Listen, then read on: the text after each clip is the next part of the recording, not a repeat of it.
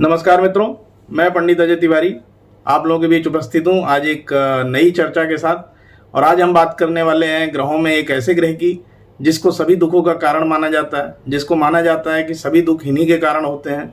व्यक्ति राजा से रंक और रंक से राजा इन्हीं की वजह से होता है। जी हाँ दोस्तों, मैं बात कर रहा हूँ शनिदेव की। शनिदेव जिनके बारे में बहुत सारी भ्रांतियाँ व्याप्त हैं, शनिदेव जिनको सिर्फ और सिर्फ दुखों के लिए जाना जाता है।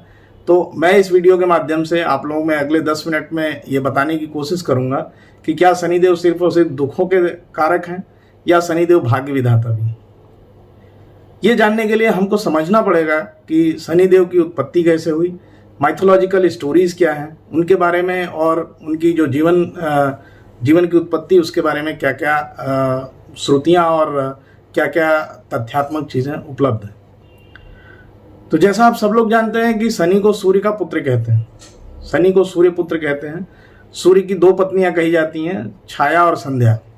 उसमें छाया के पुत्र शनिदेव हैं।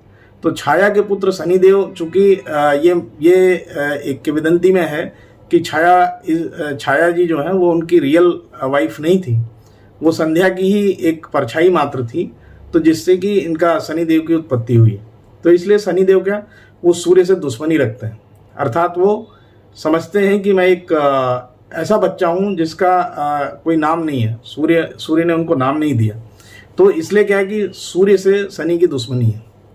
लेकिन सूर्य चूंकि पिता, वो शनि से दुश्मनी नहीं रखते।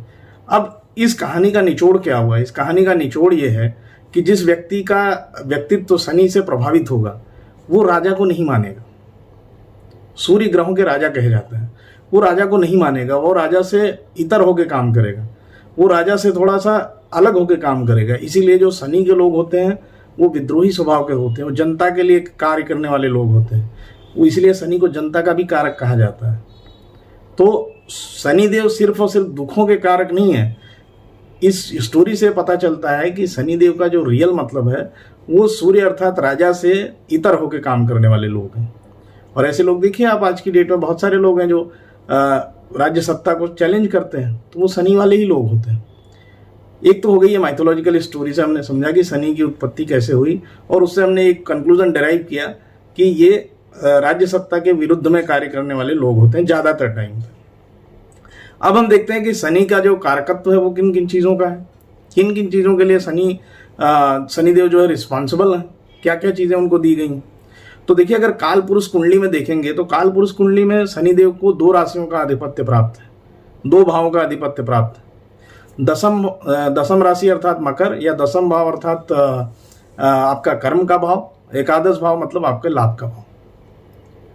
अब अगर इससे हम कंक्लूजन डिराइव करें तो शनि क्या है, वो कर्म के देवता है। आप जो भी कार्य करेंगे, आप जो भी कर्म करेंगे, उसके अनुसार ही शनि आपको फल देंगे। हम लोग बोलते हैं कि कर्म प्रधान, हमारा जो पूरा वैदिक साहित्य वो कर्म प्रधान है। चाहे आप गीता ले लीजिए, चाहे कहीं भी ले लीजिए, हम लोग पूरे पुनर्जन्म में विश्वास रखते हैं। हम लोग मानते हैं कि जो हमने पुराने जन्म में कर्म किए हैं उसको भोगने के लिए हमारा अवतार हुआ है इस जन्म में, या उसको भोगने के लिए हम इधर आए हुए हैं। तो शनि क्या है, आपका पुराना लेखा जोखा भी लेते हैं, और आप जो करंट में कार्य कर रहे हैं उसके हिसाब से भी आपको अच्छा और बुरा फल देते हैं। तो शनि क्या है, कर्म प्रधान है, कर्म के देवता है। शनि कभी भी किसी कर्मठ व्यक्ति को परेशान करते नहीं दिखेंगे आपको, क्योंकि वो कार्य करेगा, वो मेहनत करेगा, वो अपने अंदर वो साहस पैदा करेगा, वो ताकत पैदा करेगा, आत्मबल पैदा करेगा, और जो भी सिचुएशन होगी उससे लड़के बाहर आएगा। तो शनि क्या, कर्म के देवता है। शनि न्याय के भी देवता है। शनि को न्याय का देवता भी कहा जाता है, क्योंकि जब आपके अच्छे और बुरे कर्मों का फल देने वाला कौन है, शनि, तो वो न्याय करते हैं, वो इमोशनलेस हैं, उनके अंदर भावनात्मक चीज़ें कम हैं। जैसा आपने किया है वो वैसा ही आपको फल देने वाले हैं। अच्छा किया है तो अच्छा फल, बुरा किया है तो बुरा फल। ये बहुत क्लियरिटी है शनिदेव को, इसमें कोई शनिदेव भावनात्मक नहीं होते हैं। इसीलिए शनिदेव को शायद ज़्यादा लोग उस दृष्टि से देखते हैं कि शनिदेव सिर्फ दुख ही देते हैं, क्योंकि हर व्यक्ति सुख ही चाहता है। तो शनि भावनात्मक होकर के कभी भी फल नहीं देते हैं। शनि हमेशा तथ्यात्मक चीज़ों पे फल देते हैं, आपके कर्म के अनुसार फल देते हैं, इसीलिए उनको न्याय का भी देवता कहते हैं। शनि लाभ के भी स्वामी है, अर्थात जैसा आपने कर्म किया है उसी के हिसाब से आपको लाभ मिलने वाला एकादश भाव। ठीक है, तो कर्म और लाभ ये दोनों आधिपत्य शनि के पास है। और अगर यहाँ से इनका दृष्टि भाव देखें आप, दसम भाव से तीसरी दृष्टि कहाँ पे डालेंगे? आपके व्यय भाव पे। और एकादश भाव से तीसरी दृष्टि कहाँ डालेंगे? आपके लगन भाव पे। तो आपका खर्चा अर्थात आपका व्यय और आपकी पर्सनैलिटी, ये भी शनि के डोमेन में आ गई, ये भी शनि के कार्य क्षेत्र में आ गई। ठीक है, तो इसलिए व्यय भी कराते हैं, आपकी प्रसिद्धि के लिए भी रिस्पॉन्सिबल है और आपकी बदनामी के लिए भी रिस्पॉन्सिबल है। चतुर्थ भाव का भी संबंध बनता है, चूंकि सप्तम दृष्टि पड़ती दसम भाव से, तो आपके कार्य मतलब आपकी जो जमीन जायदाद अचल संपत्ति है, इसीलिए लोग कहते हैं कि शनि जो है लोहे लक्कड़ या भूमि वाहन इन सब का अधिपत्य है शनि को। वो इसीलिए कहते हैं क्योंकि चतुर्थ भाव पे सीधी दृष्टि है दसम भाव से। जब वहां से सीधी दृष्टि है तो क्या होगा? आपका जो भूमि वाहन मकान सुख इन सब का भी कारक हो गया वो जमीन जायदाद के, इसलिए शनि को जो है रिस्पॉन्सिबल माना जाता है। एकादश भाव से उनकी पंचम भाव पे दृष्टि है, आपके पूर्व जन्म के भाव पे, आपके विद्या संतान के भाव पे। तो ये सारी चीज़ें मिला के अगर देखेंगे तो शनि आपकी जो मूल चीज़ें जो आपको जीवन में चाहिए उन सब के लिए शनि रिस्पॉन्सिबल है। दसम भाव से आपके सप्तम भाव पे भी दृष्टि है, दसम दृष्टि, अर्थात आपके जो पार्टनरशिप है, आपकी जो मैरिड लाइफ है, उसमें भी शनि का दखल है।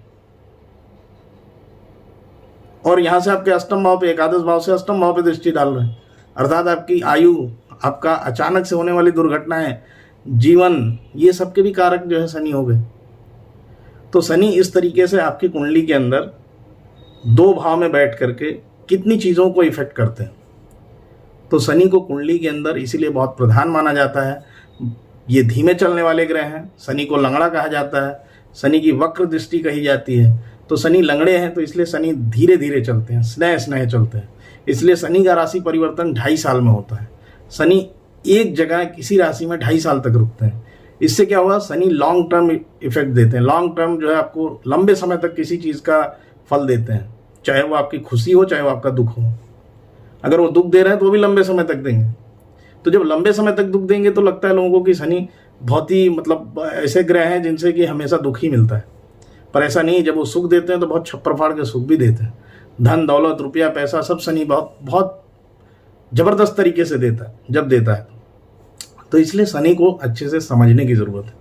जैसा मैंने अभी बताया आपको कि शनि 10 और एकादश भाव का स्वामी होकर कितने भावों को इफेक्ट करता है, आपकी ज़िंदगी के मेजर जो पहलू हैं, मेजर जो चीज़ें, सबको इफेक्ट करता है शनि। तो इसलिए शनि देव से घबराने की ज़रूरत नहीं है, शनि देव से डरने की ज़रूरत नहीं है, शनि देव के अनुसार अपने आचरण को बदलने की ज़रूरत है। क्योंकि शनि देव क्या है? वो कर्म के देवता हैं, न्याय के देवता हैं, आपके लाभ भाव के स्वामी हैं। तो शनि देव हमेशा कार्यरत लोगों को पसंद करते हैं, हमेशा अपने कार्य में लगे वाले लोगों को पसंद करते हैं। शनि देव हमेशा ऐसे लोगों को पसंद करते हैं जो शुद्ध आचरण करते हैं, झूठ नहीं बोलते हैं, चोरी चकारी नहीं करते हैं, बाकी जो व्यसन है उनको नहीं करते हैं। तो शनि देव की जब भी दशा, महादशा, अंतरदशा या शनि देव का खराब पीरियड चल रहा हो तो उसमें इन चीज़ों को अवॉइड कर दीजिए, देखिए आपको बहुत अच्छा रिजल्ट मिलेगा। तो शनि देव को समझने की ज़रूरत है, शनि देव को अच्छे से अपने अंदर उतारने की ज़रूरत है, शनि देव से डरने की ज़रूरत बिल्कुल भी नहीं। अब शनि देव को जैसे मैंने आपको बताया, शनि देव किस किस चीज़ के कारक हो गए? आपके कार्य भाव के, लाभ भाव के, अष्टम के भी, सप्तम के भी, पंचम के भी, चतुर्थ के भी, व्यय के और लगन के, इतने सारे भावों के कारक हो गए शनि देव। तो ऐसे में शनि देव को खुश रखना, प्रसन्न रखना बहुत जरूरी है। अब शनि देव को जैसे किसी के ऊपर अगर शनि देव का खराब वो चल रहा है, कैसे समझे कि शनि मेरे ऊपर खराब चल रहा है अच्छा चल रहा है? ये समझें कैसे अपनी कुंडली से? ये बहुत सारे जातकों का प्रश्न रहता है। तो देखिए शनि को पहले तो सबसे पहले शनि को देखिए आपके किन भावों में बैठा हुआ है। 6, 8, 12 से तो कोई संबंध नहीं बना रहा, 6, 8, 12 में बैठा तो नहीं है, दुष्ट स्थान में तो नहीं बैठा है। अगर 6, 8, 12 में नहीं बैठा है तो आपकी थोड़ी तो प्रॉब्लम सॉल्व हो गई अपने आप कि अब शनि मेरे को इतना खराब तो रिजल्ट नहीं देने वाला है। शनि के मित्र ग्रह के साथ बैठा है, शनि के मित्र ग्रह हैं, शुक्र हो गया, बुध हो गया, राहु भी शनि के हिसाब से ही कार्य करता है। तो ये सब शनि के मित्र ग्रह हो गए। शत्रु ग्रह कौन से हैं? सूर्य हो गया, मंगल हो गया, चंद्रमा हो गया। बृहस्पति से न्यूट्रल रहते हैं, बृहस्पति के साथ इनकी दुश्मनी नहीं रहती। तो अब देखिए किसकी राशि में बैठा हुआ है ये? शत्रु ग्रह की राशि में बैठा हुआ है, खुद की राशि में बैठा हुआ है, या फिर किसी मित्र की राशि में बैठा है। मित्र की राशि में बैठा है, मित्र के घर में बैठा है तो अच्छा फल देगा। शत्रु की राशि में बैठा है, शत्रु के घर में बैठा है तो थोड़ा फल में कमी आ जाएगी। अपनी राशि में बैठा है, मूल त्रिकोण राशि में बैठा है, और अगर केंद्र त्रिकोण में है तो क्या आपको सस नाम का राजयोग भी बना देगा, सस नाम का पंच महापुरुष योग, जो कि बहुत ही अच्छा योग माना जाता है। शनिदेव सप्तम भाव में दिग्बली होते हैं। जब सप्तम भाव में शनिदेव रहते हैं तो वो दिग्बली रहते हैं, और ऐसे दिग्बली शनिदेव बहुत ही अच्छा रिजल्ट देते हैं।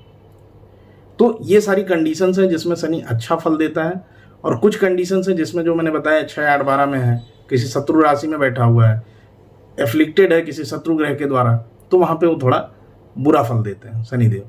शनिदेव की दृष्टि में दोष मानते हैं, खास करके तृतीय दृष्टि। तो जहाँ पे भी वो बैठे होंगे वहाँ से जहाँ भी तृतीय भाव को, जौन से तृतीय भाव को देख रहे होंगे, उसमें जो भी ग्रह होगा, जो भी राशि होगी, उसको निश्चित तौर पे शनिदेव उस भाव से रिलेटेड परेशानी देंगे ही देंगे। तो इसलिए शनिदेव और दसम भाव में, सप्तम भाव में यहाँ पे उतना बुरा रिजल्ट नहीं देंगे, अगर वो उनकी दसम दृष्टि जहाँ पे जा रही है और सप्तम दृष्टि जहाँ पे जा रही है। तो शनिदेव को एक परखने और समझने की ज़रूरत है। शनिदेव इतने बुरे रिजल्ट नहीं देते। शनिदेव भाग्य विधाता भी हैं। बहुत सारी कुंडलियाँ, बहुत सारे जातक ऐसे हैं जिनकी कुंडली में शनिदेव की स्थिति, शनिदेव की ही वजह से वो लोग राज्य सत्ता को प्राप्त हो गए। शनिदेव की जब दशा, महादशा, अंतरदशा आई, उस समय वो लोगों ने बहुत ऊंचाई प्राप्त की।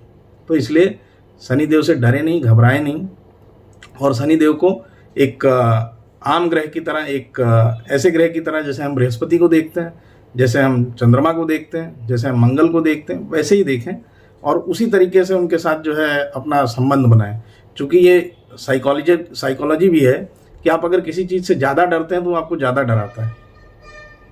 तो मन के भय को ख़त्म करिए शनि के विरुद्ध, और उनसे दोस्ती करिए, उनकी पूजा पाठ करिए, उनके साथ जुड़िए। निश्चित तौर पे शनिदेव आपको बहुत बहुत बहुत ही खुशियाँ देंगे। हम बात कर लेते हैं शनिदेव के कुछ उपायों की। शनिदेव, चूँकि बहुत सारे लोग शनिदेव से परेशान रहते हैं और शनिदेव की पूजा भी करते हैं। खास करके आप शनिवार को देखिए तो शनि मंदिरों में तेल चढ़ाने के लिए भीड़ लगी रहती है, लाइन लगी रहती है। तो वो सब आप करिए, अच्छी बात है और करना भी चाहिए। तो एक तो उपाय ये हो गया कि आप शनिवार को शनि मंदिर जाएं, वहाँ पे तेलाभिषेक करें या तेल चढ़ाएं और शनिदेव को नमन करें। दूसरा उपाय हो गया कि वहाँ पे आप चौमुखी दीपक जला सकते हैं सरसों के तेल का। ये भी एक बहुत अच्छा और सटीक उपाय है। इसके अलावा आप छाया दान कर सकते हैं। छाया दान में क्या करना है आपको कि एक स्टील का बर्तन लेना, उसके अंदर सरसों का तेल, 5 दाना काला तिल और 1 सिक्का, ये लेकर के आप अपना फेस देखिए और उसको जो है, जो शनि दान मांगने वाले आते हैं या तो उनको दे दीजिए या खुद ले जाके शनि मंदिर में चढ़ा दीजिए। अब ये उपाय इतना प्रैक्टिकल और इतना अच्छा है कि आपको कहीं जाने की ज़रूरत ही नहीं। आप ऑफिस जाना चाहते हैं, निकल जाइए सुबह, एक बार देख करके रख दीजिए अपने घर में, जो भी आपके घर में अवेलेबल है वो दान कर देगा, उसको हो गया आपका दान। शनिवार के दिन किसी गरीब को भरपेट खाना खिलाइए। ये शनिदेव का बहुत ही कारगर उपाय है। शनिदेव को चूँकि वो गरीबों के कारक, वो ऐसे लोगों के मजदूरों के कारक, तो इसलिए उनको अगर आप खाना खिलाते हैं तो उससे शनिदेव प्रसन्न होता है। दूसरा, सुंदरकांड का पाठ करें या सुंदरकांड का पाठ कराएं, या अगर सुंदरकांड नहीं कर सकते तो हनुमान चालीसा का पाठ करें। चूँकि हनुमान जी ने शनिदेव को रावण की कैद से छुड़ाया था, तो इसलिए शनिदेव ने उनको वरदान दिया था कि जो भी व्यक्ति आपकी पूजा करेगा उसको मैं तंग नहीं करूँगा। ठीक है, तो इसलिए हनुमान जी की पूजा करें इस समय में। शनिवार, मंगलवार ये बहुत आराध्य हो जाएं आपके लिए हनुमान जी, तो वो आपको निश्चित तौर पे शनि के इस खराब जो आपका समय चल रहा है उससे निश्चित तौर पे निजात दिलाएंगे। इसके अलावा क्या उपाय हो सकता है? इसके अलावा बहुत सारे लोग रत्न धारण करते हैं। आप नीलम पहन सकते हैं, कटेला उसका उपरत्न होता है वो धारण कर सकते हैं। पर रत्न आप किसी अच्छे ज्योतिषी से समझ के ही पहने, क्योंकि रत्न में क्या होता है वो आपको फ़ायदा भी दे सकता है, नुकसान भी दे सकता है, दोनों ही चीज़ें। तो जब तक आपके ग्रह की डिग्री क्या है, आपका ग्रह कहाँ पे प्लेस्ड है शनि और किस किस स्थिति में है, बिना पूरी जांच कराए रत्न धारण नहीं करें। रत्न कभी भी पूरी कुंडली की जांच करा के ही करें। और मेरा अंत में आप सबसे ये अनुरोध है कि शनिदेव से दोस्ती करें, उनसे भयभीत ना हो और अपनी कुंडली का विवेचन कराएं। जैसे हम लोग अपने स्वास्थ्य के लिए सचेत रहते हैं, साल में एक बार या 2 साल में एक बार हम अपने पूरे बॉडी का हेल्थ चेकअप कराते हैं आज की डेट में एटलीस्ट, उसी तरीके से कुंडली होती है जो आपके जीवन की दशा और दिशा तय कर सकती है। तो आपको साल में कम से कम एक बार किसी विद्वान ज्योतिषी या किसी विद्वान व्यक्ति के पास अपनी कुंडली का विवेचन जरूर कराना चाहिए और ये देखना चाहिए कि मेरा समय अच्छा चल रहा है, बुरा चल रहा है, क्या चल रहा है, मुझे क्या एफर्ट लगाने हैं और किस दिशा में लगाने हैं। इसके लिए आपकी कुंडली बहुत सहायक होती है। तो कृपया इसको अमल करें और अपनी कुंडली का विवेचन जरूर करें। इन्हीं शब्दों के साथ इस वीडियो में इतना ही। अगर आपको पसंद आया हो लाइक करें, सब्सक्राइब करें, शेयर करें अपने ग्रुप्स में, अपने मित्रों के साथ, अपनी फैमिली के साथ, ज़्यादा से ज़्यादा लोगों तक ये जानकारी पहुंचाएं। मिलेंगे फिर ऐसे ही किसी एस्ट्रोलॉजी की चर्चा में। तब तक के लिए धन्यवाद, नमस्कार।